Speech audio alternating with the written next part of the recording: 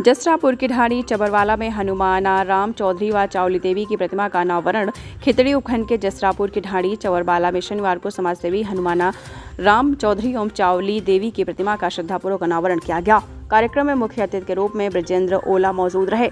समारोह की शुरुआत अतिथियों द्वारा फीता काटकर किया गया। इस दौरान पूर्व प्रधान मनीषा गुर्जर, महेंद्र झाझड़िया, सुमेर सिंह पीटीआई सहित अनेक जनप्रतिनिधि और गणमान्य नागरिक मौजूद रहे। सांसद ब्रजेंद्र ओला ने कहा कि हनुमानाराम चौधरी ने अपना संपूर्ण जीवन समाज सेवा का समर्पित किया है। कार्यक्रम को संबोधित करते हुए मनोज कुमार घुमरिया ने कहा कि हनुमानाराम चौधरी की पहचान जसरापुर बावनी सहित मानोता, जाटन, लोयल, चारावास और ढाड़ी बादाम समेत आसपास के गांवों में प्रमुख समाजसेवी के रूप में हुई। उन्होंने बताया है कि गांव के बड़े फैसलों में भी उनकी महत्वपूर्ण भूमिका थी। इस अवसर पर सुरेश आर्य अलीपुर एंड पार्टी द्वारा हनुमानाराम चबरवाल के जीवन पर आधारित भाषणों की प्रस्तुति दी गई, जिसमें उनके समाज सेवा कार्यों को याद किया गया। आयोजकों ने अतिथियों का माला एवं साफा पहनाकर स्वागत किया। कार्यक्रम में पूर्व आचार्य योगेश शर्मा एवं पंडित बली शर्मा ने पंचामृत से प्रतिमाओं का स्नान करवाया। कार्यक्रम का संचालन मनीष घुमरिया ने किया। इस अवसर पर चंदकीराम चबरवाल, महावीर प्रसाद चबरवाल, नौरंगलाल चबरवाल, विकास विनोद, चंद्रभान महिपाल, चंदकीराम ठेकेदार, गोकुल मेघवाल, सुरेंद्र जाट चारावास, सत्यवीर पूर्ण सिंह चारावास, जबलराम सेडुका, दिलीप काजला, इंद्राज ढोई, सभा चंद ढाका, ओम प्रकाश मिठारवाल, महेश संगई, लक्ष्मण सिंह, राजेश, राजेंद्र महरिया आदि मौजूद रहे। जसरापुर की धरा पे स्वर्गीय हनुमानाराम जी चौधरी, स्वर्गीय माता चावली देवी जी की मूर्ति के अनावरण के प्रोग्राम में माननीय सांसद महोदय और हम सब लोग क्षेत्र के जनप्रतिनिधि और दूर दराज से काफ़ी लोग पधारे। इस पूरे प्रोग्राम को चबरवाल परिवार ने आयोजित किया और जो स्वर्गीय आत्मा है उनको पुष्पांजलि अर्पित करी। साथ ही साथ सब लोगों ने बढ़ चढ़ के इस प्रोग्राम को सफल बनाया। यहाँ उपस्थित सभी का मैं हृदय से आभार करता हूँ। आप सब लोगों के माध्यम से धन्यवाद देता हूँ कि आप लोगों ने पहुँच के चबरवाल परिवार को और इस प्रोग्राम को सफल बनाया। और पुनः ये कहना चाहता हूँ कि क्षेत्र के अंदर जिस प्रकार से जनप्रतिनिधियों के द्वारा लूट की जा रही है, जिस प्रकार से पुलिस प्रशासन गहरी नींद में सो रहा है और क्षेत्र में जगह जगह चोरियां हो रही हैं, मैं आपके माध्यम से पुलिस प्रशासन को और प्रशासनिक अधिकारियों को ये कहूँगा कि शीघ्र इन चोरों को पकड़ें और जो हमारे जनप्रतिनिधि हैं वो स्वयं नदी हो या पहाड़ी हो सब में आयरन और बहुमूल्य धातु और सुप्रीम कोर्ट के आदेश को ताक में रखते हुए नदी में पूरे परिवार ने बड़े बड़े क्रैशर लगा रखे हैं। आप सब इस बात के साक्षी हैं। खेतड़ी की जनता सब देख रही है और आने वाले समय में एक बड़ा आंदोलन होगा। सारे जनप्रतिनिधि, सारे लोग इस चीज़ को देख रहे हैं। मैं सभी से आपके माध्यम से कहूँगा कि खेतड़ी के जनमानस को जागना होगा और हमारे खेतड़ी क्षेत्र में जो अराजकता का माहौल है इसको दूर करने के लिए हम सब लोग एक बहुत बहुत धन्यवाद। आप सब लोग यहाँ पधारे। हाँ है, बोलो, बता दो आपको। सभी से मेरा निवेदन रहेगा। आज के बारे में बता दो, आज के बारे में बता दो। आज यहाँ जसरापुर में चबरवालों की ढाणी में स्वर्गीय चौधरी हनुमानाराम जी की मूर्ति के अनावरण समारोह में मुझे आने का अवसर मिला। उनकी मूर्ति का अनावरण किया। बहुत सारे चबरवाल परिवार के निमंत्रण पर या उनके आग्रह पर बहुत सारे लोग आए, उनसे का अवसर मिला। हम सब ने आपस में संवाद किया और मैं पुनः चबरवाल साहब को श्रद्धांजलि देता और उनके परिवार का बहुत बहुत आभार प्रकट करता हूँ कि उन्होंने अपने माँ बाप की मूर्ति स्थापित की है, जो आने वाली पीढ़ियों को प्रेरणा देती रहेगी कि हमारे परिवार में ऐसे बुजुर्ग हुए हैं जिन्होंने परिवार को संभाल के रखा, आगे बढ़ाने का काम किया। मेरा नाम महिपाल है और मेरे दादाजी श्री हनुमान जी चबरवाल, उनकी मूर्ति का अनावरण था। मेरे दादाजी ने बहुत यहाँ पर समाज से बहुत मिलनसार व्यक्ति थे और सभी समाज सेवी थे। समाज में उनकी बड़ी अच्छी होती, बड़ी लोगों से अच्छा मेलजोल था और सभी लोगों की सेवा करना उनका परम कर्तव्य था। मतलब कर्म उनका इतना स्वभाव इतना अच्छा था कि सभी से वो मिल के रहते थे, सभी जातियों से मिल के रहते थे। आज उनकी मूर्ति के अनावरण के उपलक्ष्य में सभी सांसद श्री ब्रजेंद्र ओला जी, मनोज घुमरिया जी, राजेश मुदारा जी और पूर्व प्रधान मनीषा जी पधारे और आप लोग सभी पधारे, उन सभी का आभार। Thank you.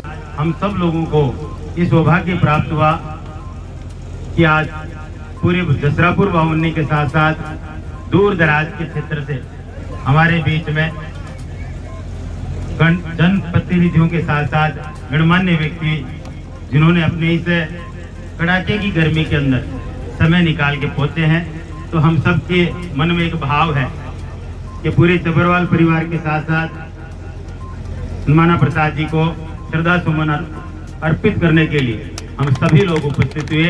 आप सब लोगों का भी हृदय से आभार, धन्यवाद। माननीय सांसद महोदय, जिनको दूसरे कार्यक्रम में जाना था और उनको लेट हो रही थी, हम लोगों ने मिलकर उनका भी स्वागत किया।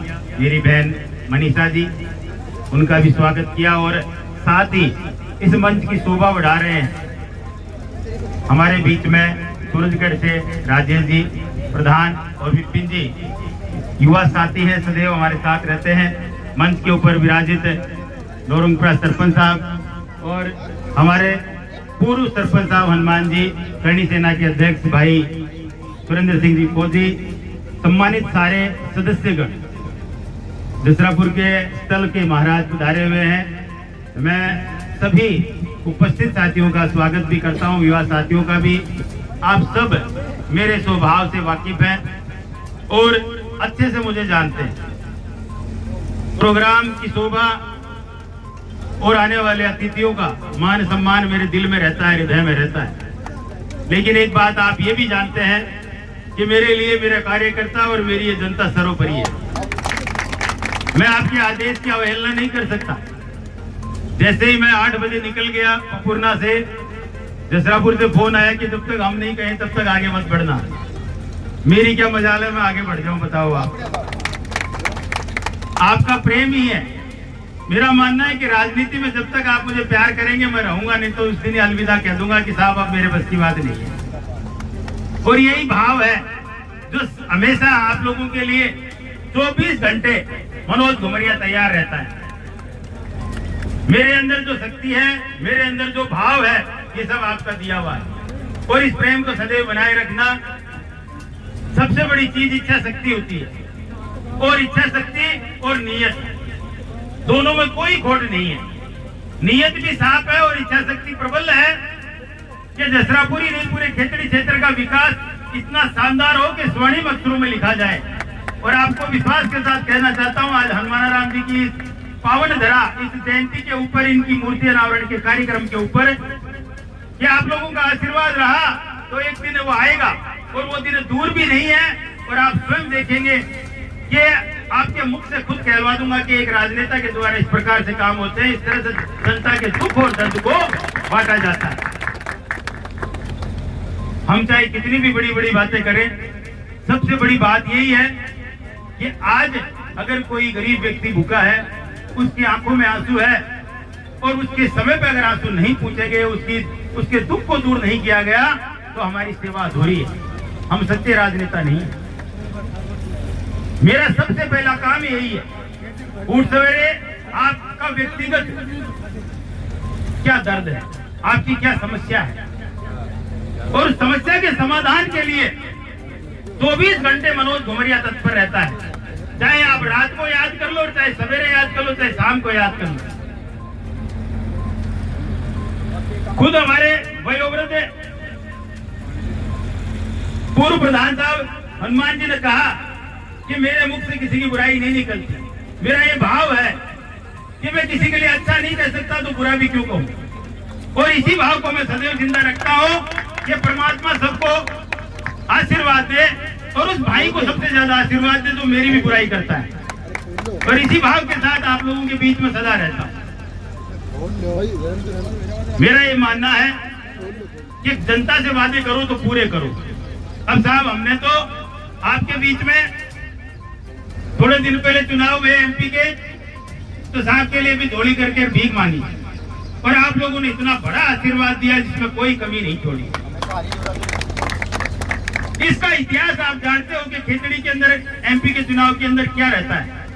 चाहे वो 2014 का चुनाव देख लो, 48,000 वोटों से खेतड़ी से कांग्रेस हार के हुई। 19 के अंदर स्थिति ये रही कि 43,000 वोटों से खेतड़ी की लीड रही और 2024 में ऐसा क्या करिश्मा हो गया जो 900 वोटों के अंदर लाके खड़ा कर दिया हमने। ये करिश्मा मेरा नहीं है, करिश्मा आप लोगों का है। पर आप लोगों ने ऐसा करिश्मा करके दिखाया कि आज जहां लगातार बीजेपी के सांसद बन रहे थे वो हमारे माननीय एमपी साहब ओला जी आज हमारे खेतड़ी और पूरे झुंझुनू की आवाज बन के दिल्ली की संसद के अंदर नियमित रूप से हमारे आवाज उठा रहे। लेकिन मेरे दिल में देखो एक कसक है, खोट है। आप इसको बुरा मानो तो अच्छा मानो। मेरा कहना यह है कि आपसे जो वादे किए गए हैं ना उनको भी पूरा करना चाहिए।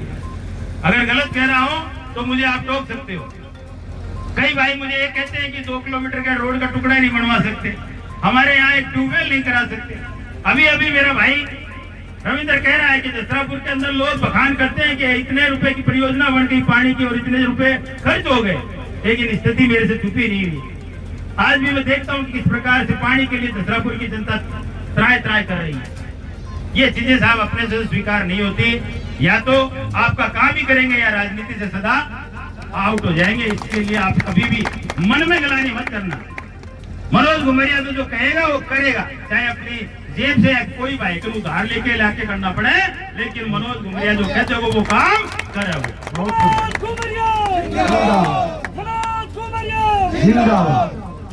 मैं तो कभी दोहरी राजनीति नहीं, कहीं किसी के साथ दोहरा व्यवहार करना सीखा नहीं। मेरे माँ बाप ने सिखाया और नहीं मेरे बड़ों ने सिखाया। और यही खेतड़ी की जनता में मैं देखता हूँ। मेरे सामने सिर्फ एक इंसानियत रहती है, न कोई जातियों का भेद है न पार्टियों का भेद है।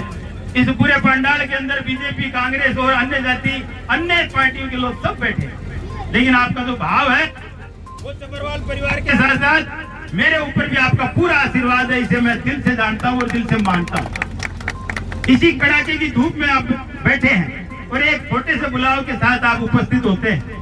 इसी भाव को जिंदा रखना आपको विश्वास के साथ कहता हूँ कि जिस दिन विधानसभा में पहुंच जाएंगे, खेतड़ी के लिए पाई पाई के लिए लड़ाई लड़ेंगे और खेतड़ी को एक ऐसी नगरी बनाएंगे जो लोग बाग देखेंगे कि इस प्रकार से काम हुआ करते हैं। आज की सरकार और आज के विधायकों की क्या बात करूं। हमारे वर्तमान विधायक महोदय खेतड़ी के, इनको तो चारों तरफ से धन की लूट से फुर्सत ही नहीं मिल रही साहब। पूरा परिवार, भाई भतीजे चारों तरफ एक ही काम कर रखा है इन्होंने। ये हाय पैसा, हाय पैसा, पैसा बटोर लो जितना ज्यादा हो, पता नहीं आगे ये अवसर मिलेगा या नहीं मिलेगा। जितना निचोड़ सकते हो खेतड़ी क्षेत्र को, चाहे वो यहाँ की खनिज संपदा हो, चाहे सुप्रीम कोर्ट के आदेश को ताक पर रख के नदी को लूटना हो, या फॉरेस्ट की संपदा से लो आड़ो बांटो, जिन्हें आप आयरन और बोला, ज्यादातर दिन दवा दब चोरी भाग लाग रही। आप सब लोगों ने कभी सोचा है कि ये हमारे जनप्रतिनिधि हैं? अगर यही चीज सोच के राजनीति में आए हैं तो फिर तो कोई मतलब ही नहीं निकलता।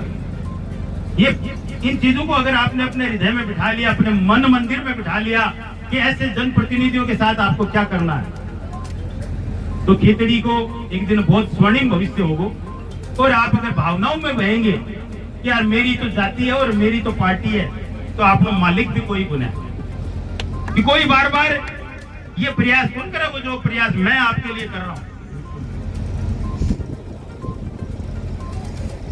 मैं बिल्कुल आपकी तरह सीधे मन का हूं, मुझे कुछ नहीं चाहिए। और इस मंच के माध्यम से ये भी कहना चाहता हूं कि मैंने 1 रुपया आज तक किसी की मदद करी है ना, तो 1 रुपया किसी से नहीं लिया है। चाहे वो सांसद महोदय के पूरे चुनाव के अंदर अपनी पॉकेट से सारे पैसे खर्च किए, चाहे गाड़ी घोड़े हो, चाहे बूथों के ऊपर हो या आप लोगों के वोट। और हमेशा ये कहा कि पैसे मांगने हैं मेरे पास आ जाना, किसी से कहने की जरूरत नहीं है।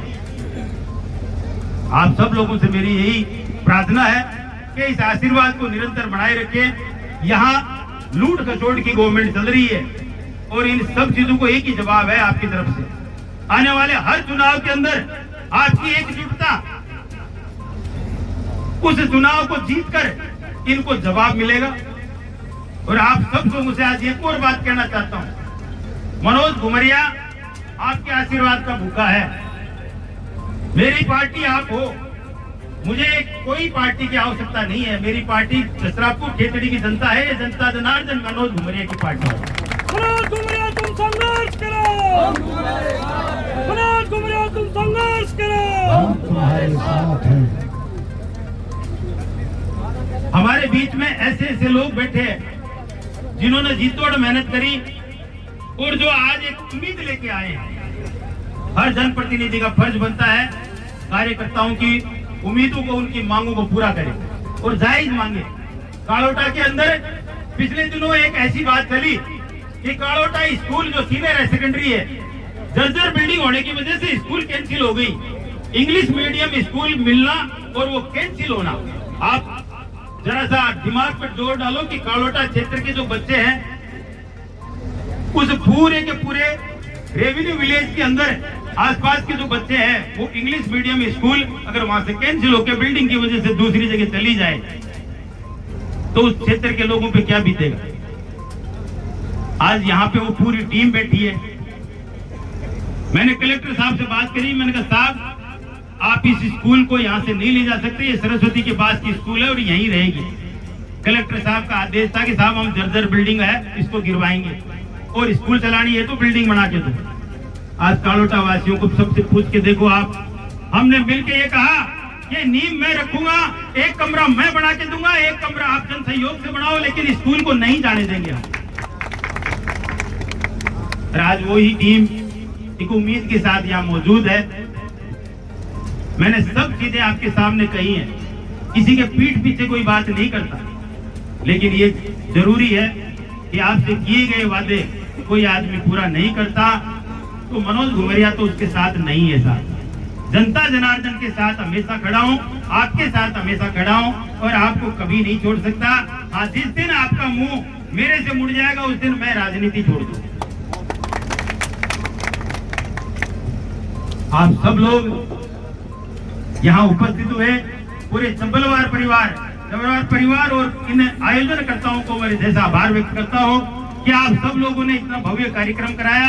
हम सब लोगों को यहाँ आमंत्रित किया और पुनः हनुमानाराम जी उनकी धर्मपत्नी को श्रद्धा सुमन अर्पित करता हूँ और सभी भाइयों से ये कहता हूँ कि क्षेत्र में जो चिंगारी, जो अलगार आपने जगाई है बदलाव की, इसे जब तक परिवर्तन के रूप में नहीं बदल दो, अपने अंतरात्मा के अंदर इस आग को ठंडी मत होने देना। आप वो सिपाही हो जो बदलाव करके रहोगे। ये 62,000 वोट अब की बार 1 लाख क्रॉस होंगे और वो आप लोगों के आशीर्वाद से होंगे और इसी चीज का ध्यान रखना। मैं आपके साथ में पुनः एक बार अपने शब्दों को विराम देने से एक वादा करता हूँ कि कभी भी मनोज घुमरिया खेतड़ी की जनता के साथ धोखा नहीं करेगा। यही मेरा प्रण है और ये परमात्मा के साथ शपथ लेके प्रण है इस तरह से कि हमेशा इस बात को विश्वास के रूप में रखना। आप लोगों को कभी नहीं छोड़ सकता, चाहे वो किसी भी जाति बिरादरी का हो। कोई भी व्यक्ति मनोज घुमरिया की बुराई करे जाति का नाम लेके, लेकिन मेरे हृदय में 36 बिरादरी बसती है और मैं 36 बिरादरी का नेता हूँ और सबको साथ लेके चलने वाला आदमी हूँ। मेरा एकमात्र ध्येय आप लोगों का काम करना, आपके दुख दर्द को कम करना ही मेरी राजनीति है, इसके अलावा कुछ नहीं। बहुत बहुत धन्यवाद आप सबका, आप यहाँ पधारे हो, इस कार्यक्रम की शोभा बढ़ाई और पुनः इस परिवार का धन्यवाद। भारत माता की जय, भारत माता की जय, भारत माता की जय। जय हिंद, जय भारत। मैंने कहा अभी आप बहुत दिन रहोगे, बोले नहीं तू है इससे बना बनेगा और उसके बाद मेरी मूर्ति के उद्घाटन पर तेरे को आना है। मैंने कहा उद्घाटन पर तो वही है, भाई लोग याद करेंगे कि नहीं करेंगे मेरे से करवाने के लिए, पर मैं आऊँगा जरूर। कोई वो 3 भाई थे हनुमान जी, तो तीनों भाई चाहे दोस्त में थे तो 2 तो जरूर थे। ये मकान फिनिश नहीं हुआ था, इसके लिपाई वगैरह नहीं थी, इसी में वो थे। तो उनके आज दोनों बात पूरी हो गई। ये सड़क अपन ने बनवाई उस समय, हालांकि अभी ये बहुत खस्ता हालत में हो गई है और आज उनको श्रद्धांजलि देने का मुझे अवसर मिला है।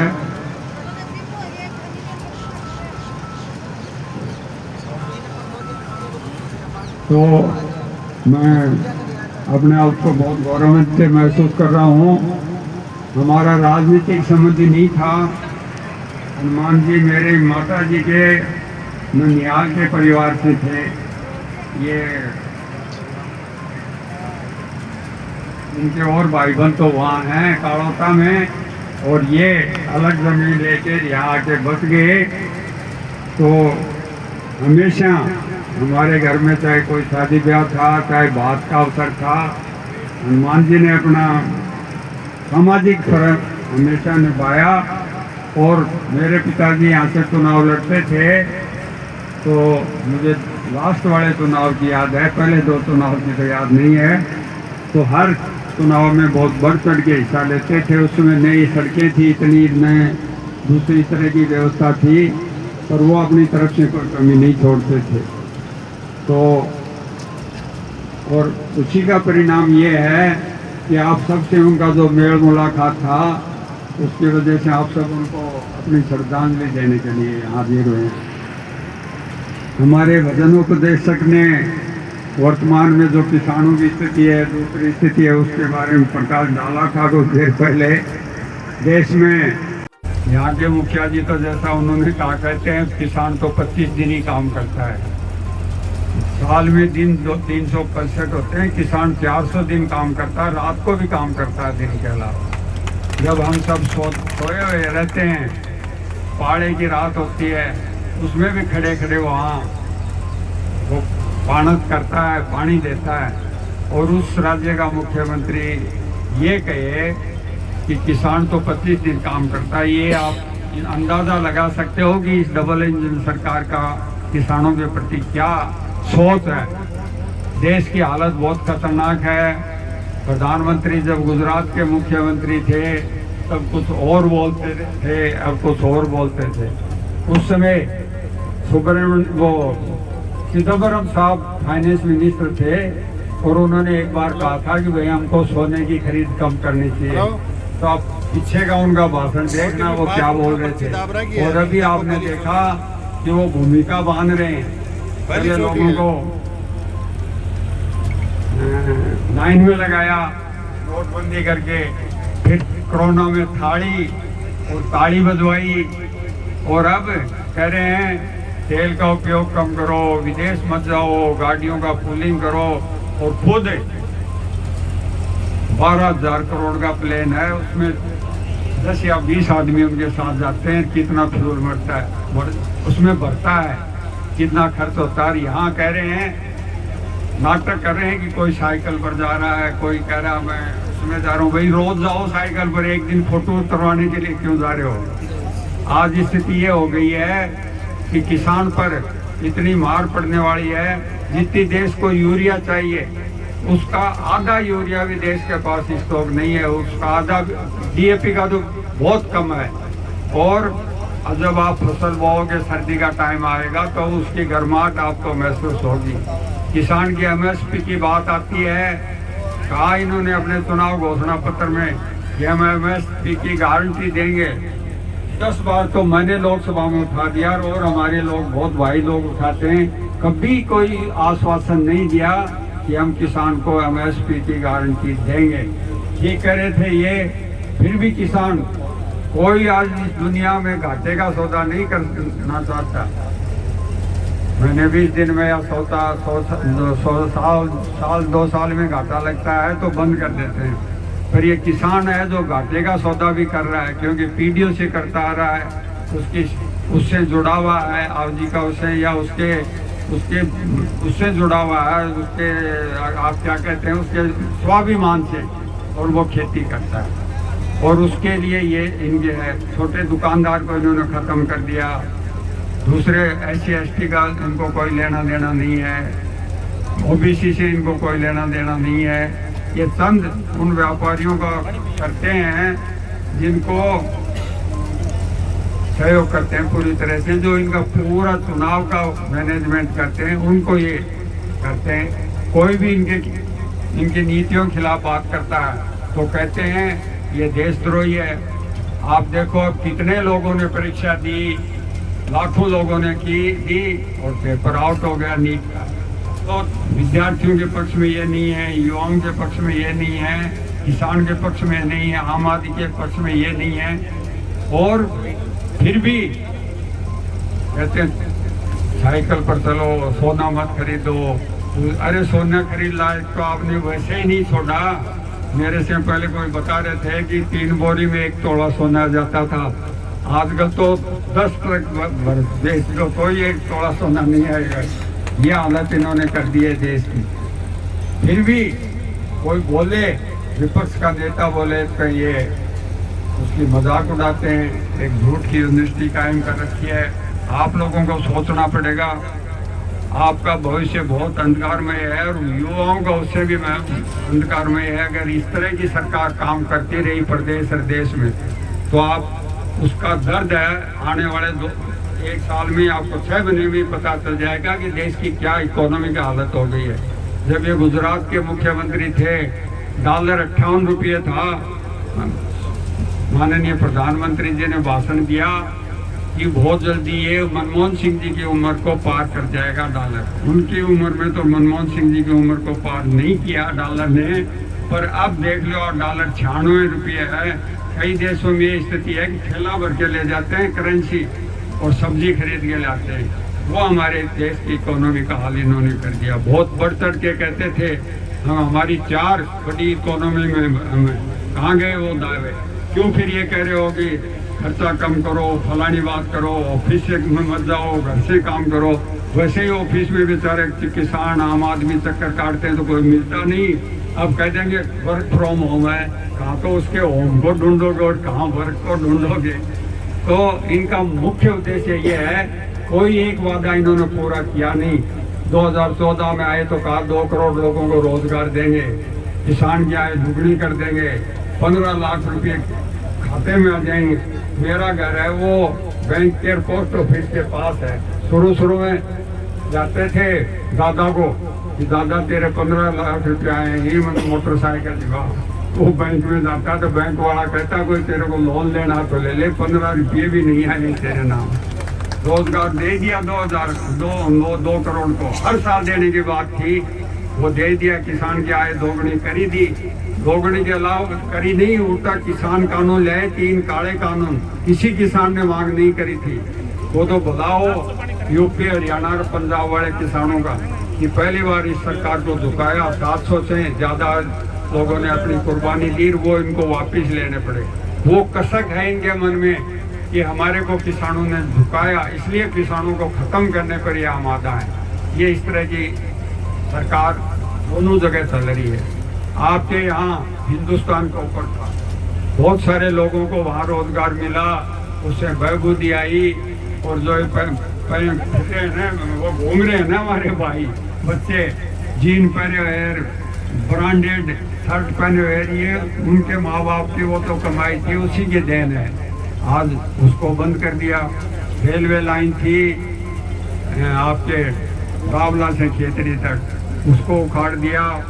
मैंने आपने मुझे भेजा और अपने लोकसभा में जोर शोर से मुद्दा उठाया, तो वो रेलवे लाइन की दोबारा कार्रवाई शुरू हो रही है, बशर्ते राज्य सरकार उसमें सहयोग करेगी। इसी तरह मुझे आज माइंस मिनिस्टर ने लिखा है, मैंने वो लोकसभा में उठाया, उनको लिखा कि भाई आप जब इस्पात कॉरपोरेशन ऑफ इंडिया को 10,000 करोड़ रुपए दे सकते हो तो हिंदुस्तान कॉपर को क्यों नहीं दे सकते। और कॉपर उन धातुओं में है जो रक्षा में भी काम आता है, और आज उसका देश को उसकी कमी का दर्द झेलना पड़ रहा है। तो आज ही मुझे कहा है कि आपकी मांग पर विचार करते हुए हम इस स्मेल्टर नए सिरे से लगाने पर विचार कर रहे हैं। तो आपकी जो भी, चाहे किसान की बात हो, चाहे विद्यार्थियों की बात हो, चाहे SC/ST की बात हो, चाहे अल्पसंख्यक की बात हो, हर मुद्दे को लोकसभा में उठाने की कोशिश करिए। नहीं केवल कोशिश करिए बल्कि पूरी जोर शोर से हमारी पार्टी को उस पर सम्मत वो किया है, और इस सरकार को बार बार झुकना पड़ रहा है। आपके यहाँ से भी एक NH था जो जोड़ा साहब ने मंजूर करवाया था, उसमें तो वो 4 लेन था, पर अब उन्होंने उसको 2 लेन करके भी पिछले 10 साल से डाल रखा था 311 नंबर। उसके लिए मुद्दा उठाया और उसके टेंडर इस महीने में हो जाएंगे। इसी तरह आपका रेवाड़ी से और धारवे वो फतेहपुर तक करवाया था ओड़ा साहब ने 11 नंबर NH। उसके लिए किसी ने एक शब्द नहीं कहा, जो भी आपके यहाँ से प्रतिनिधि के, उसको अपन ने कई बार उठाया और उसका भी काम हरियाणा में पूरा कर लिया उन्होंने, रेवाड़ी में उसका फायदा उठा लिया, दोनों तीनों तरफ वो बना लिया, आपकी बाईपास नारनौल में उठा लिया, अपने बॉर्डर पर रुका हुआ है, उसका अब जल्दी काम शुरू होगा 4 लेन और झुंझुनू तक जाने में आपको सुविधा होगी। ये सारी बातें जो एक सांसद के उसमें आती हैं, उसमें कहीं भी अपन ने कमी नहीं छोड़ी है। आपके यहाँ जो स्थितियाँ हैं वो आपको पता ही है राज्य सरकार की। आपके यहाँ वाकई कोई काम 3 साल हो गए इनको, ऐसी हालत हो रही है इस सड़क की। दूसरी भी, मैं तो वहाँ से आया छोटे गढ़ाने बड़े गढ़ाने गया था, तो मैं वहाँ से आया बाटा की डानी हो गई, तो 10 किलोमीटर से अधिक की स्पीड पर गाड़ी चल नहीं सकते। इस तरह की स्थिति है यहाँ, और फिर भी शान से कह रहे हैं कि हम तो डबल इंजन सरकार है, तो सब पंचायत और लोकल बॉडी के चुनाव करा नहीं रहे हैं, आपका वो जो लोकतांत्रिक अधिकार है उसको छीन रहे हैं, नाम के प्रशासक बना दिए, बजट उनको कुछ दे रहे नहीं है। तो जो संविधान का उल्लंघन खुल्लम खुला ये इस बारे में भी करते हैं। 72 और 73वां संशोधन हुआ था, उसमें यह था कि कोई भी पंचायत राज या लोकल बॉडी संस्था अगर भंग होगी तो 6 महीने चुनाव कराने पड़ेंगे। 1.5 साल हो गए, तो कोई ऐसी बात ये करते नहीं, उल्टा जड़े पर नमक छिड़ रहे हैं कि किसान तो 25 दिन ही काम करता है।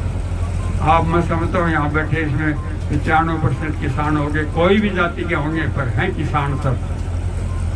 तो इस सरकार का आपके प्रति, गांव के प्रति, गरीब के प्रति जो सोच है उसको आप समझो, और आने वाले समय में इनको मुंह तोड़ जवाब देना, तभी इनके अकल ठिकाने आएगी। तो पार वाली बात इनकी आ गई कि संविधान बदलना चाहते थे, वो तो हमने पिछले 3 दिन इन्होंने विशेष सेशन बुलाया था, उनका ये मंसूबा पूरा नहीं होने दिया और वो पास नहीं होने दिया। नहीं तो वो इस जो संविधान कांग्रेस ने बनाया था, अंबेडकर जी की अध्यक्षता में बनाया था, उसको ये पूरी तरह बदलना चाह रहे थे। नए आरक्षण छोड़ने वाले थे, न और जो आपको कल्याणकारी योजनाएं उनको छोड़ने वाले थे। अगर नेहरू जी एम्स नहीं बनाते, भाखड़ा बांध नहीं बनाते, आपके उस समय रेलवे का विस्तार नहीं करते, दूसरी सुविधाएं नहीं करते, वो भी कह देते उसमें कि ताली थाली बजा लो, तो देश आज स्थिति में इसमें होता क्या। जो कांग्रेस ने देश के लिए काम किया है, पहले देश को आज़ादी दिलाई, फिर आज़ादी को कायम किया, लोकतांत्रिक व्यवस्था को आगे बढ़ाया और देश को विकास के डगर पर आगे बढ़ाया। ये लोग तो वो लोग हैं जो भाई से भाई को चाहे जाति के आधार पर, चाहे धर्म के आधार पर, चाहे किसी और आधार पर बांटने का काम करते हैं। कांग्रेस पार्टी सबको साथ लेकर जोड़ने का काम करती है। अब आपको ये देखना है कि कौन आपका भला चाहता है और कौन आपके अंदर इस तरह का कहता है कि भाई वही ऐसे भाई आपस में लड़े। मैं पंडित जवाहरलाल नेहरू जीनिया भितरे पिलानी जाना था, मेरे पिताजी बताते थे, तो वो पहले उतर गए और जयनारायण जी व्यास थे तो वो बाद में उतरे। तो नेहरू जी ने उनको कहा क्या जी आपका स्वागत है, तो इसलिए मैं भी कहता हूँ मुर्मू जी आपका स्वागत है। मैं दिए हुए टाइम पर आया, कोशिश करा करो कि दिए हुए टाइम पर पहुँचने की कोशिश करो, चाहे आप हो चाहे और जनप्रतिनिधि हो। ये तो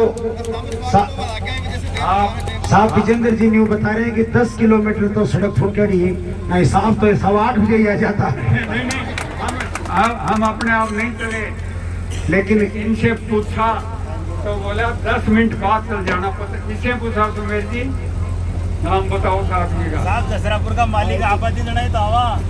किसे पूछा? मनोज भाई के जगह जगह पर स्वागत के कार्यक्रम थे, लोगों से बड़ा प्रेम है, इसीलिए थोड़ा सा विलम्ब हो गए। तो भाई जहाँ एक से अधिक होने वहाँ थोड़ा प्रोटोकॉल का ध्यान रखना चाहिए सभी जनप्रतिनिधियों को। बहुत सभी दर्शकों को नमस्कार, आदाब। आप देख रहे हैं जनमानस शेखावाटी न्यूज।